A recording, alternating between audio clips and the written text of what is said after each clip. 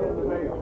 Right? Oh, yeah. Yeah, and it's got your name in it, it's got Vic's name in it. What's that?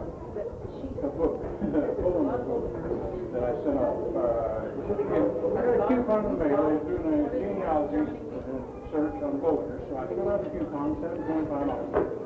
And I got this book and a bunch of other information how to keep on doing the research, you know. And the book has got almost a couple thousand Bolingers in there, names and addresses. So Kenneth's name's in it? Huh? Kenneth's name's in it? Kenneth's name's in it, mine. Any of his boys?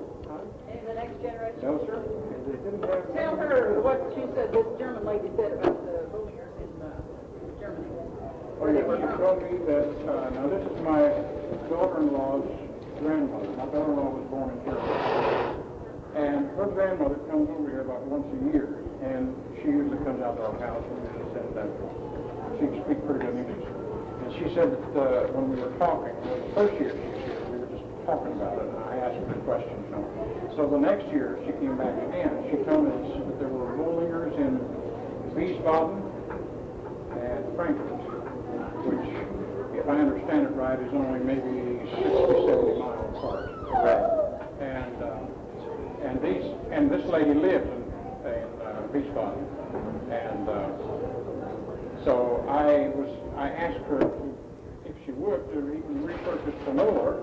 But after I asked her, I thought, well, you know, what does she know? You know, if she finds a Bolinger over there, what do they know? Right. They got relation over here, but they don't know anything about them. That's right. Is she the one that told you Flu and Plunkett was German? She said, Plunkett, the name Plunkett. I was bringing up these names. And I had, before this, I had talked to a German minister I told you about that lived in Seattle. He said that Plunkett was German, that Flu is German, Bolinger is German. He told me, he said that he said, I can almost assure you that you're probably full-blood German.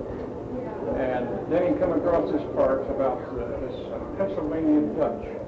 Well, he said it's not D-U-T-C-H, it's D-U-E-T-C-H. Yeah, so anyway, yeah.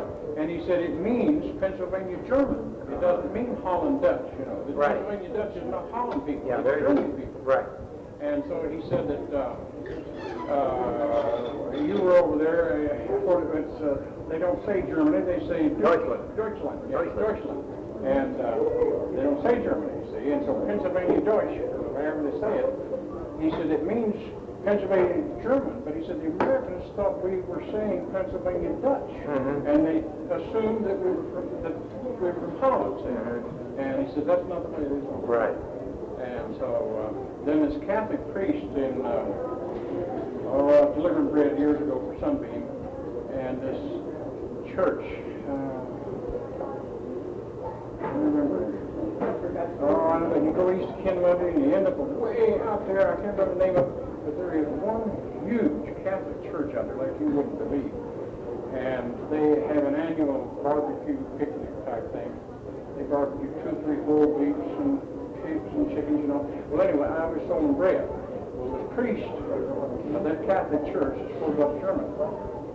And so when the first year I went there to deliver the bread and stuff, he asked me my name, and I told him, and he says, oh, you're a German. He says, were you born in Germany? And I said, sure. I said, I was born in the United States.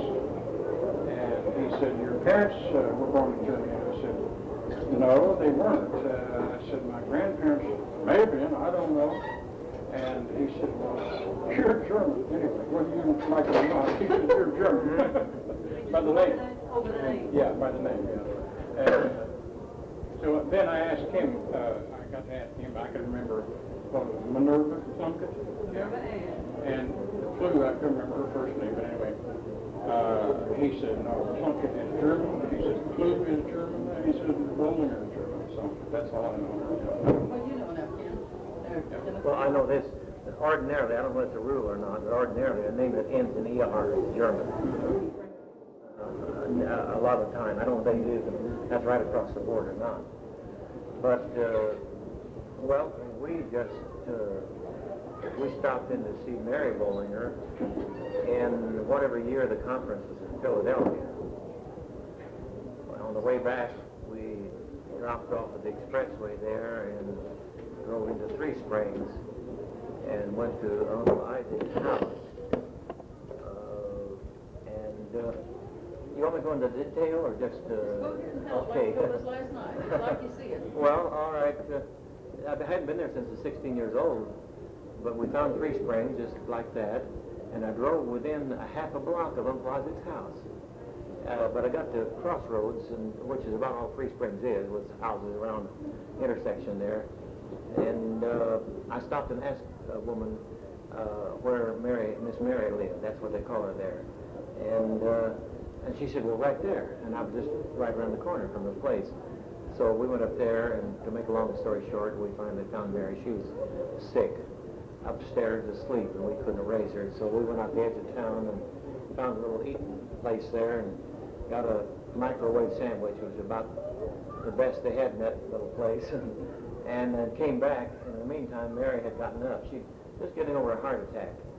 And I knocked on the door, and I'll have to tell you that I raised my hand and knocked on that door, and I dropped my hand again, because I got a big lump in my throat and I got tears in my eyes. Because the last time I knocked on that door, I was 16 years old. And a whole lifetime was gone. Just like that. And almost, it just hit me. And I kind of waited a little bit and cleared my throat and swallowed a couple of times. And I went ahead and knocked on the door. And Mary came to the door. And I said, is this Miss Mary Bolinger? And she said, yes, it is. And I said, well, I'm Bolinger also. And she said, well, you are? Just real flat like, and unfriendly. And I said, yes, I'm Lee Bolinger's son. And I thought, but I didn't know that she had just awakened and had been ill, too. And she said, oh, you are? And I said, yes. And I said, Lee, that was your dad's brother. She just kind of looked at me and she said, come on in, just like that, And I thought, what a cold reception. And I said, my wife's in the car, can I get her? And she said, yes. So I went down to the car and told her, come on in. And so we went in the house, and after we got in, Mary started getting awake then. She started apologizing. The house was like it was when we were there, when you were there. Same furniture. Old mohair overstuffed set. Same pictures on the wall. We went in the kitchen. I don't know if you remember or not, but I do. Big old high-back kitchen chairs with spindles in them, all very antique and very top condition. The very same ones that Uncle Isaac had. Everything was the same. And the table was all cluttered with papers from the kitchen table, because Mary had, at that time, she had cataracts and couldn't see. She couldn't take care of her mail or correspondence. Phyllis, what's Phyllis's last name, do you remember? It's a cousin of ours, was taking care of her correspondence a little bit in her mail, lived close there. I can't tell you Phyllis's last name. Pardon? You don't know whose daughter she was. That's Aunt Eddie's. It was Aunt Eddie's granddaughter. Aunt Eddie was the oldest of my dad's sisters. And it was her granddaughter. She came in while we were there, and we talked with her some. And then Mary, I asked Mary, do you have any old pictures? And she went upstairs and got some pictures and brought them down and showed them to us. And she had some pictures I'd like to purloined of our dad and Uncle Bertie when they were in their late teens. They were handsome fellows, now I'll tell you. They both dressed in dark suits with white shirts, neckties, dark wavy hair, really handsome fellows. And incidentally, I have written to Mara's wife, Nell, and asked her, well, I'll get to that later on, if she could get me some of those pictures. But anyway, we had planned to stay there overnight and maybe a couple of days. But Mary was ill. There was no question. She wasn't even able to have company. So we stayed until about dark. How old is Mary? Mary at that time was about 76 or 77, probably was. She's past 80 now. Mary, of course, an old maid. She taught school 42 years.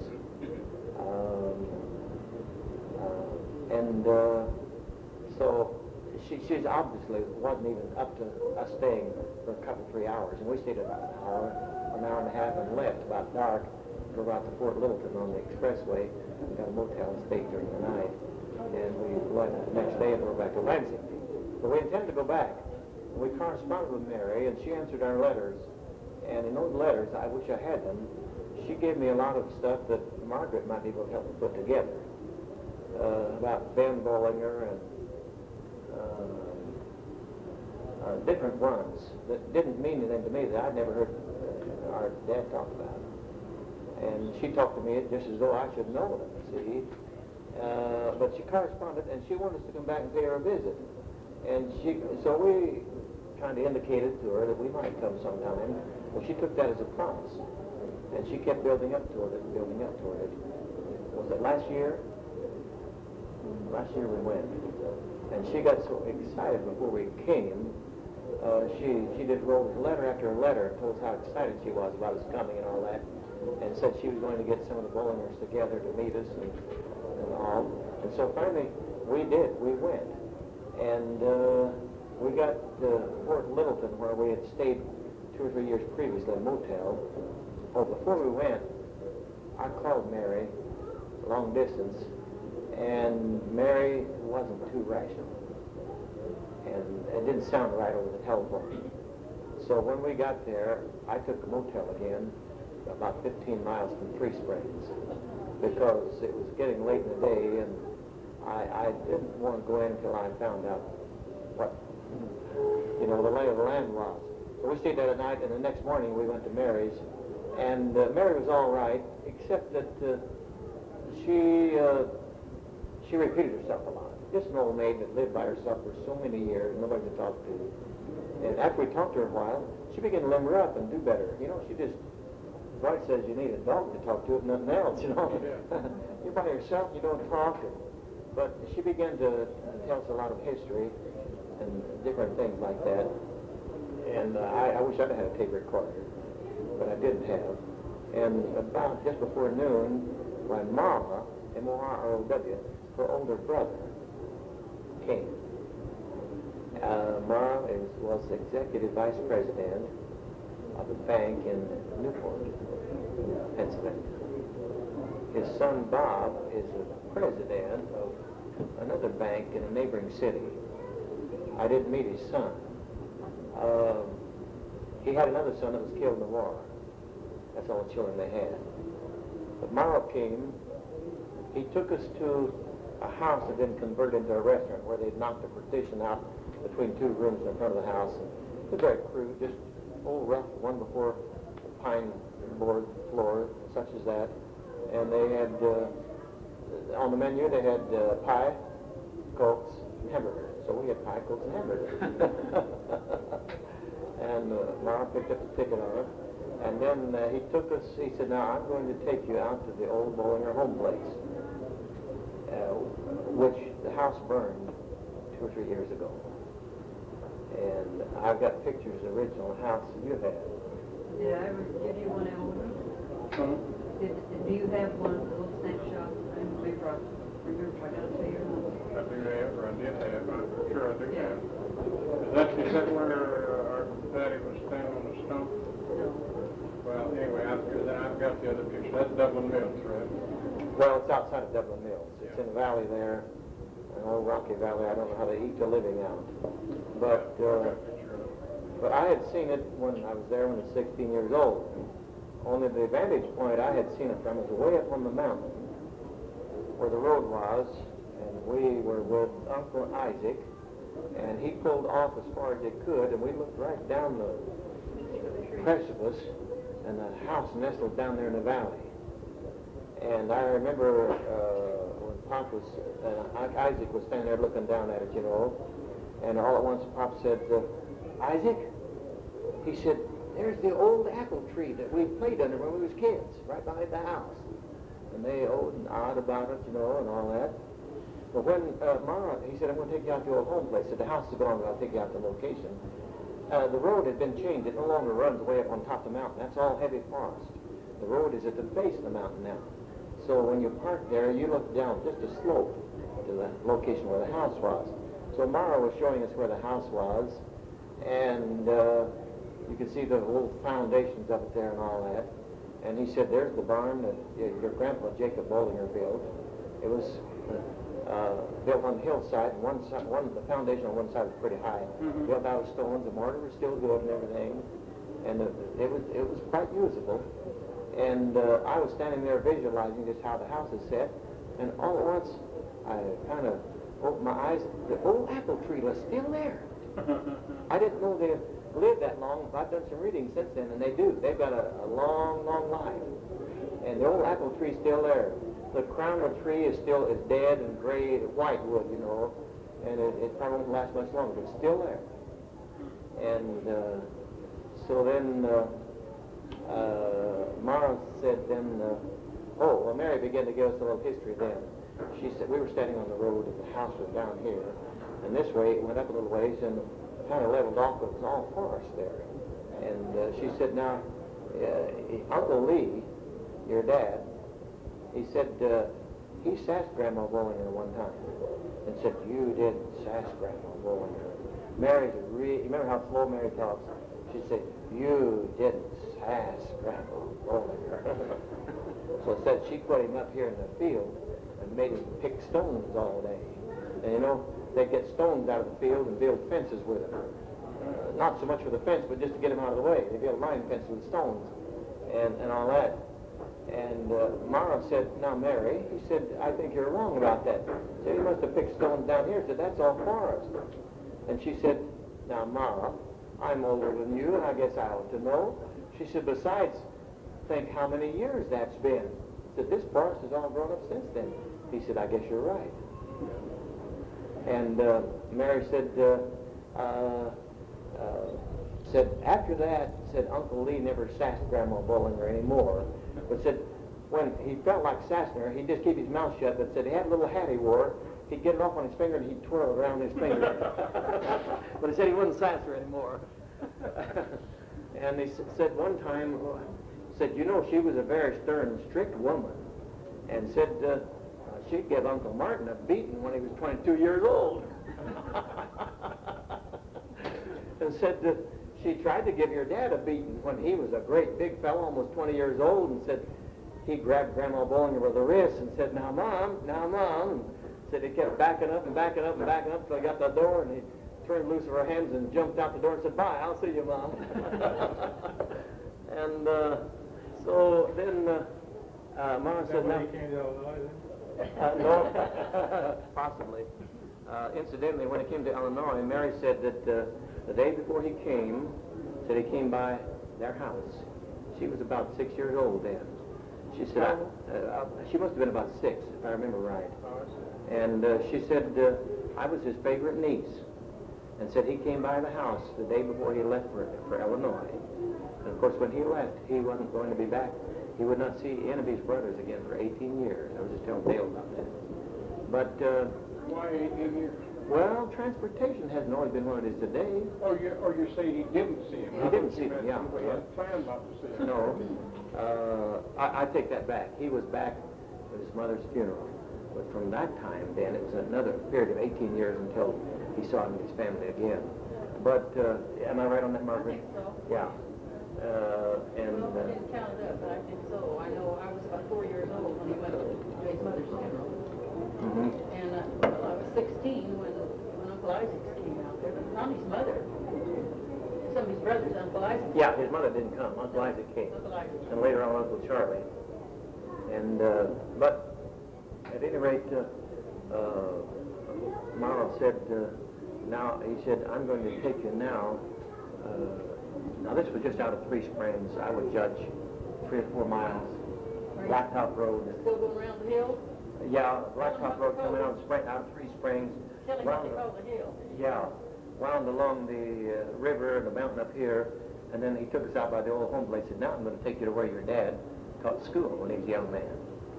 And he said, I'd like for you to visualize about how far it is, because said he made it there every day, rain, sleet, snow, or blow. Maybe on horseback, maybe on foot. He said, I don't know. And so he drove farther. It seemed west to me yet from Three Springs. I don't know what it was or not. But the roads there are not laid out like they are in Illinois, in squares. They follow the contour of the land, the mountain, the streams. And if you're here and you want to go here, you may go way down here and come back around, see? And so he said, just keep that in mind. He said that he could have climbed over the mountain, across the mountain. Maybe he went that way, which would have been somewhat of a shortcut, but quite a climb. But as he drove along, and we left the home place, we drove down here so far, and then we began to make a bend, and we would eventually come right back on the other side of the mountain. When we made the bend, he said, that's Bolinger Mountain there. And I said, you mean that's what you people called it? He said, that's what it's known as here. That's Bolinger Mountain. And so we bent right around the mountain and came back. It seemed to me like just about the direction, but on the other side of the mountain. And we drove along until we came, once he pulled off the road and pulled into an area, stopped the car, shut the engine off, and he said, you're sitting on the exact site of the schoolhouse where your dad taught school. He said, they tore the building down about 2 years ago. And he said, your Uncle Foster taught school here first. Then your dad taught school here. He said, then I taught school here. And I don't know, it was a considerable distance around there. If we went around the mountain, it might have been 5 or 6 miles, I'm not sure. If he went over the mountain, he could have cut the distance down, but quite a climb. You know, those mountains there, they're old mountains, and they're kind of rounded out, but still, they're fairly high.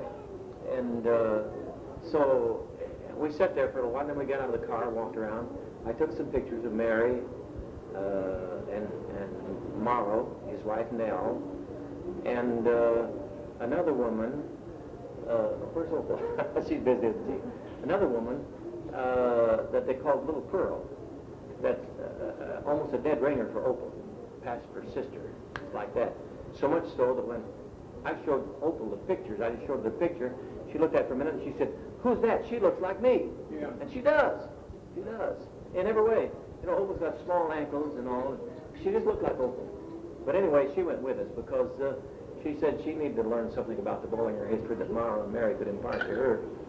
And so we got out of the car, we took some pictures, and then down the hill a little ways, there was a cemetery. So we just kind of wandered over there and started looking at some of these old mossy tombstones. And I'd kind of walked off to myself, looking at some there that interested me, you know, the dates and all that. And all at once I heard an exclamation from Mara, and he said, well, look here, or what do you think of this? Something like that. And I went back over there, and he said, there is our great-grandfather's grave, Andrew and Elizabeth Bolinger. He said, I knew they were buried in the general area, but he said, I taught school here. I didn't know they were buried in this cemetery. And I got a picture of that. You can read the dates on the tombstones and all. I've forgotten the dates, but I took the pictures to keep a kind of a pictorial history, you know. What was it, Andrew? Andrew and Elizabeth. I'm going to look in that book. And that should have been Jacob's mother and dad. Right? Jacob's mother and dad, right. I asked Morrow if he knew anything beyond that. He didn't. I mean, that's where his knowledge stops. Isn't it strange? Because he's lived right there. And so we left there, and he said, now I'm going to take you to the school where your dad and his brothers went to school when they were little kids.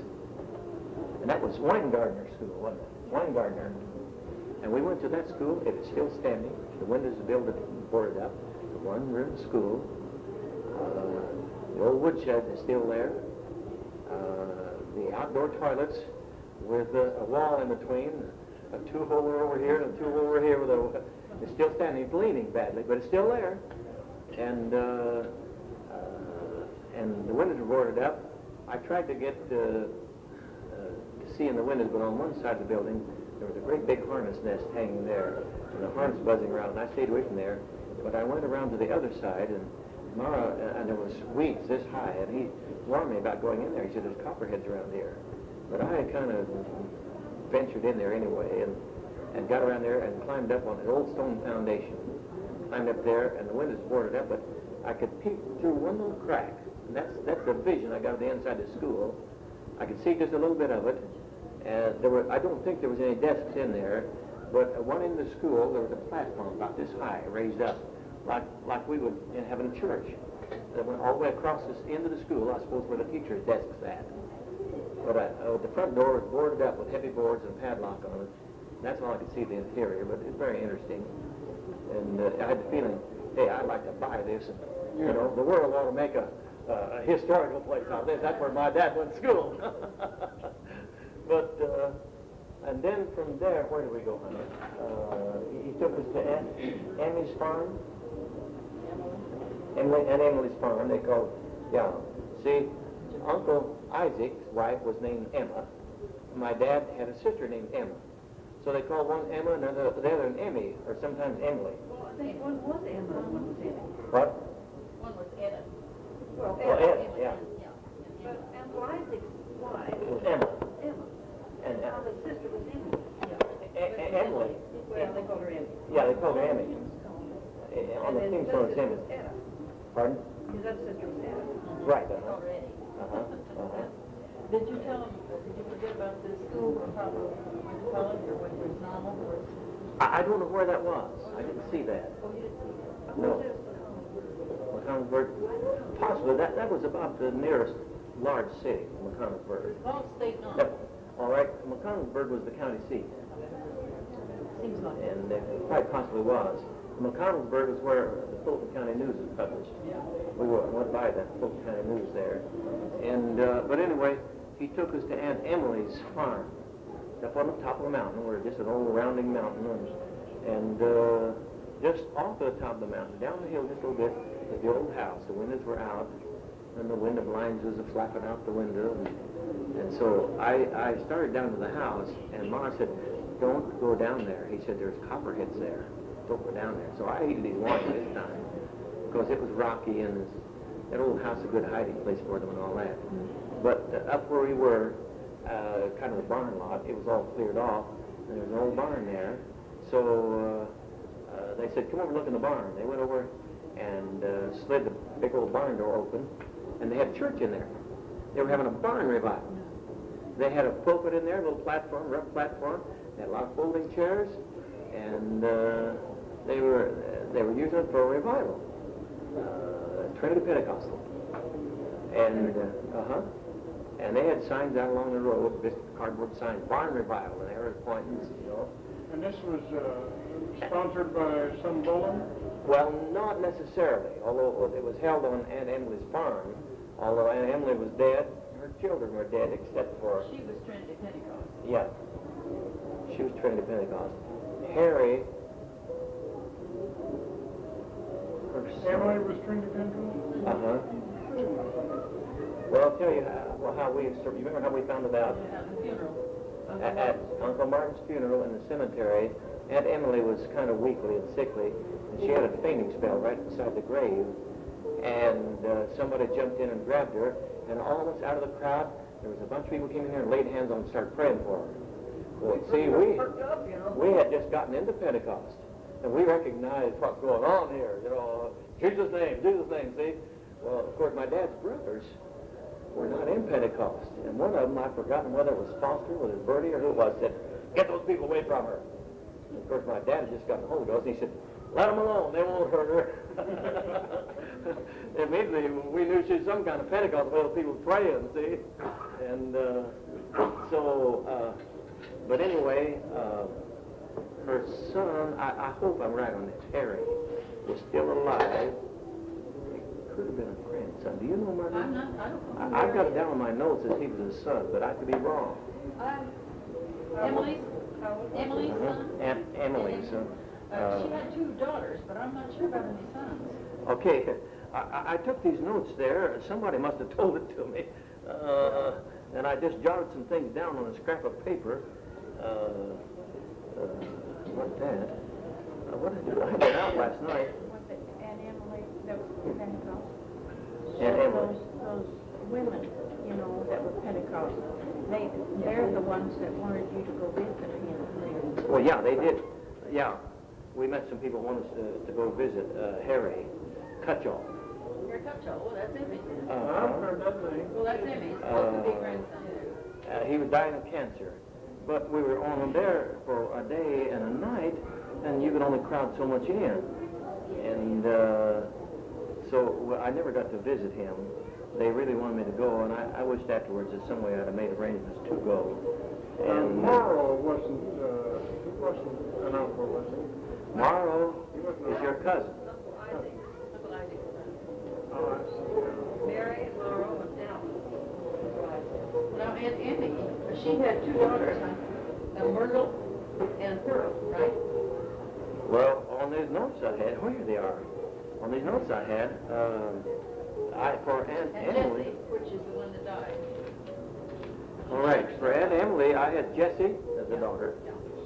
Olive, I don't remember all of them. Oh, vaguely I do. I remember the name. Woodrow Mellott, she married. Mellott. Myrtle.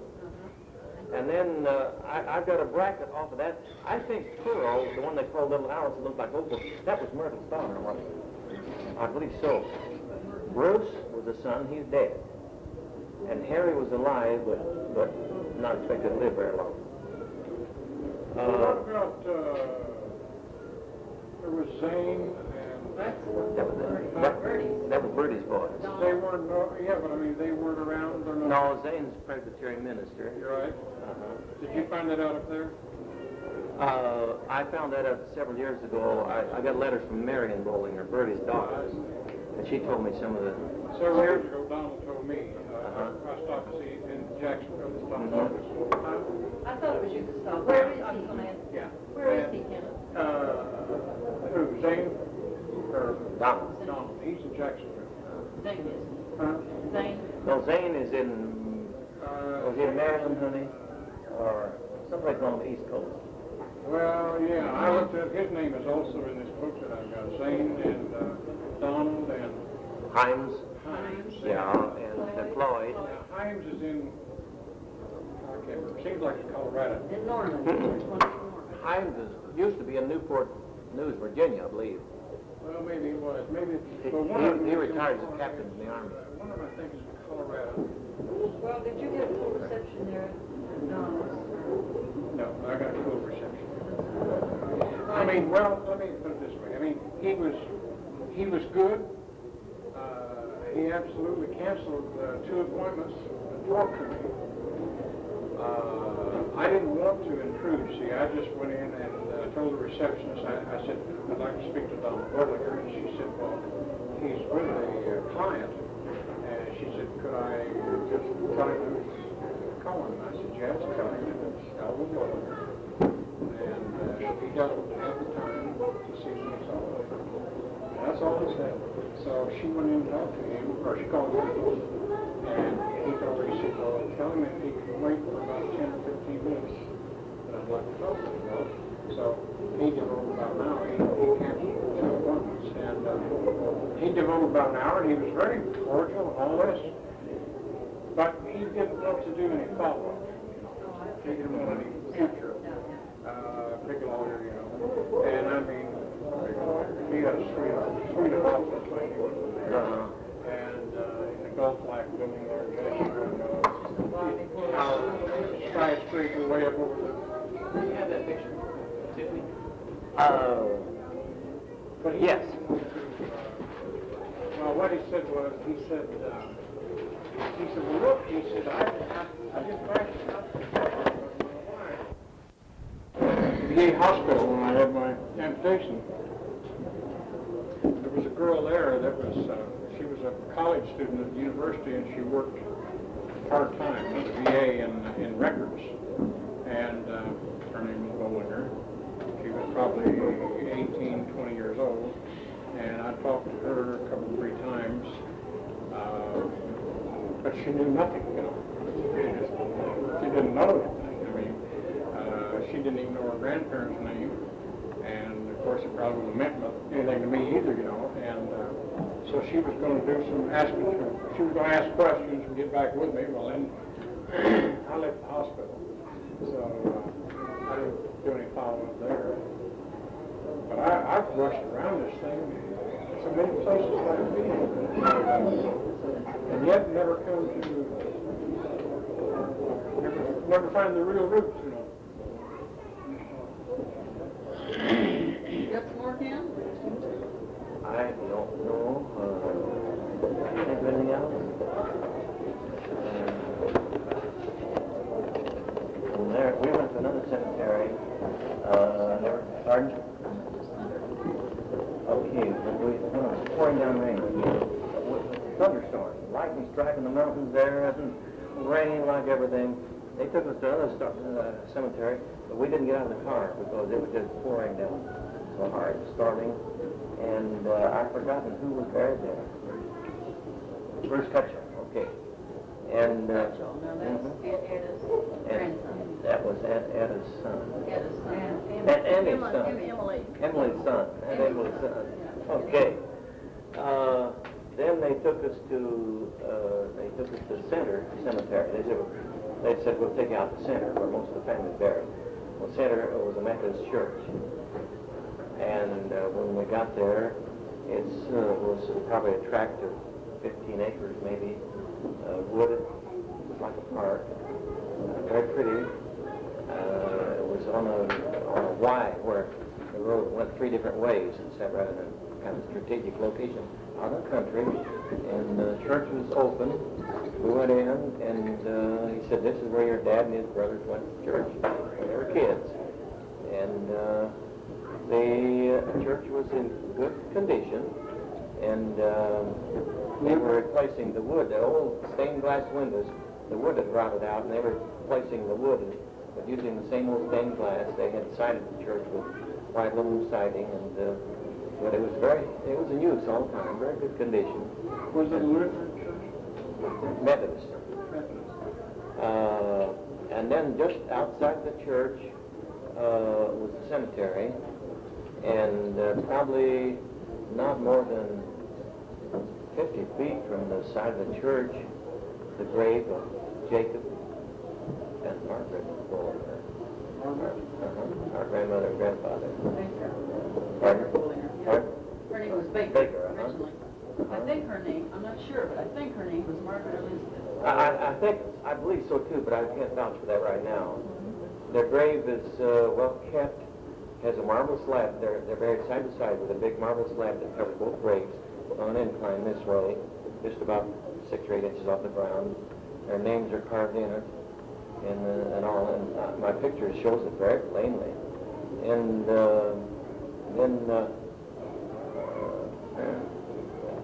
Jacob was in the such and such a cavalry in the Civil War, and that's on his tombstone on there. But also in that same cemetery is buried John Bolinger, my dad's oldest brother. Now, was John married before he died? I don't think so. I don't know. He died fairly young, maybe less 39, 40 years old. I didn't know whether he was that old or not. Maybe not that old. I didn't.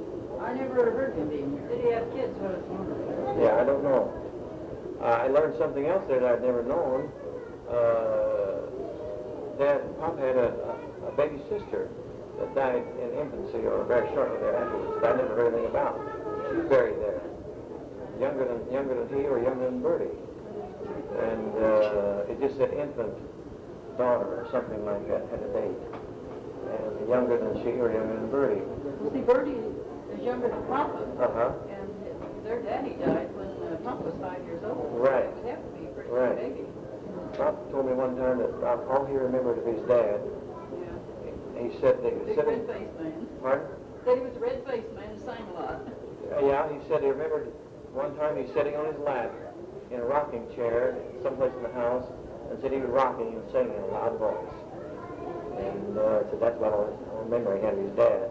What did you tell me about Papa and Uncle Bertie being orphans? What was it? They were put in an orphanage for a while. Yeah. But would you tell me how they got out? Well, Grandma Bolinger just came after them.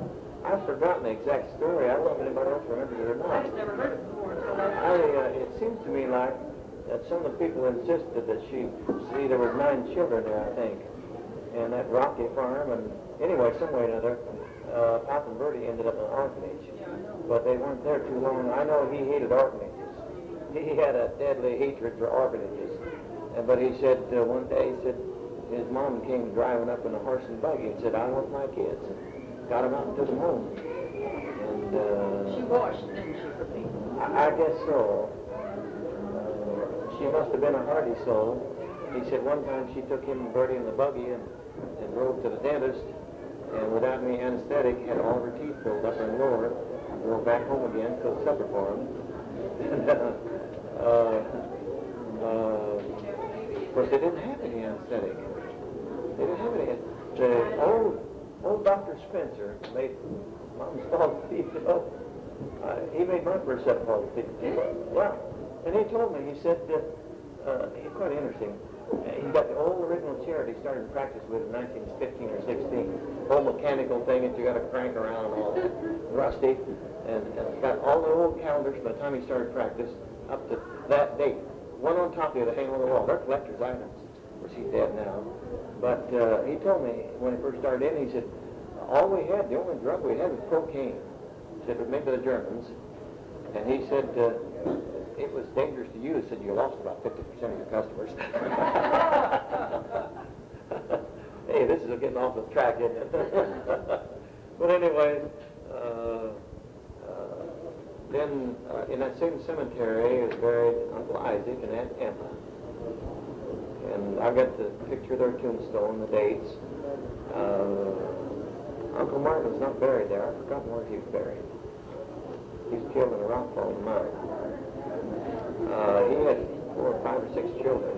I never got acquainted with them, never met any of them. You didn't hear about them when you were No. Did you hear about any of Uncle Foster's children? Where did I put that paper I had? Foster. Very little. I put that paper back in my billfold. Who was that? Well, the baby. Grandson. Yeah. Grandson.